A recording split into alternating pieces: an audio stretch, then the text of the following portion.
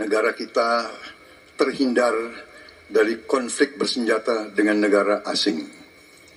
Ini berkat kepemimpinan dan kenegarawanan pemimpin-pemimpin kita. Untuk itu, saya ucapkan terima kasih dan saya mengajak kita semua mengucapkan terima kasih kepada semua pemimpin dan presiden kita terdahulu.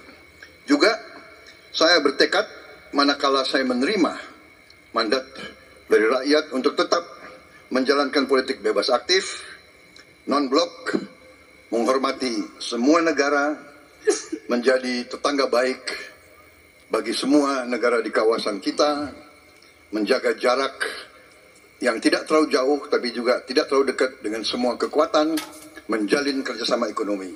Saya juga ucapkan terima kasih dan mengajak semuanya mengucapkan terima kasih kepada seluruh prajurit TNI dan Polri dan ASN di seluruh Indonesia yang telah bekerja keras untuk menjaga kita sehingga kita seperti sekarang siap untuk tinggal landas, siap untuk bangkit menjadi negara maju. Kita perlu untuk mempertahankan sistem yang sudah baik. Saya akan teruskan TNI dan Polri tetap berada langsung di bawah kendali Presiden untuk mempercepat reaksi dan memperpendek rentang kendali dan rentang komando. Saya juga akan memperbaiki kesejahteraan dan kualitas hidup TNI, Polri, dan ASN secara signifikan. Saya mengajak semua bangsa bersatu, rukun, dengan kerukunan, dengan persatuan, kita akan jadi. Terima kasih.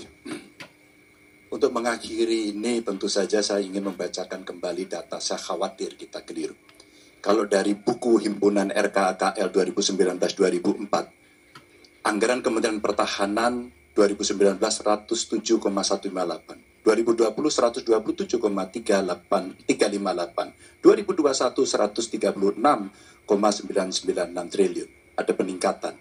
Maksud saya agar kita tidak keliru pada soal data. Dan capaian IMF kita dari data lakibnya Kemenko Polhukam yang dipublish secara terbuka, karena kami tidak bisa mendapatkan data dari Kemenhan secara terbuka, maka minimum essential force kita memang kemungkinan akan berat untuk bisa terpenuhi.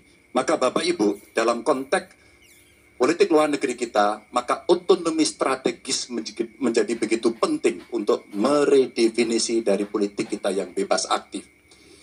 Duta besar cyber menjadi penting karena problem besar kita hari ini adalah pada dunia digital. Maka kita perlu duta besar ini untuk merespon perubahan-perubahan global yang ada. Duta besar krisis iklim kita perlukan, garda samudra sebagai strategi baru dari poros maritim dunia. 100% pesawat kita mesti siap tempur, alutsista kita mesti siap tempur, dan zero tolerance untuk kecelakaan pada alutsista kita. Kekuatan pertahanan Indonesia di angkatan cyber akan kita tingkatkan, dan anggaran pertahanan hingga 2% dari PDB. Keamanan mendorong pada profesionalisme kepolisian yang mau tidak mau harus kita lakukan. Badan Cyber Polri kita dorong sampai satuan baru di setiap Polda untuk TPPO, kekerasan terhadap perempuan dan anak. Tentu kesejahteraan prajurit dan keluarga menjadi begitu penting untuk mendapatkan perhatian. Dan beasiswa kuliah untuk anak prajurit dan bayangkara yang membutuhkan perlu kita lakukan. Indonesia Garda Samudra. We are Groot. Indonesia, maka prioritas pertama dan terutama adalah memastikan rasa aman pada tiap keluarga dan setiap jengkal tanah Indonesia. Dan itu artinya kita memastikan bahwa mereka yang diberi tugas untuk mengamankan dipikirkan kesejahteraannya.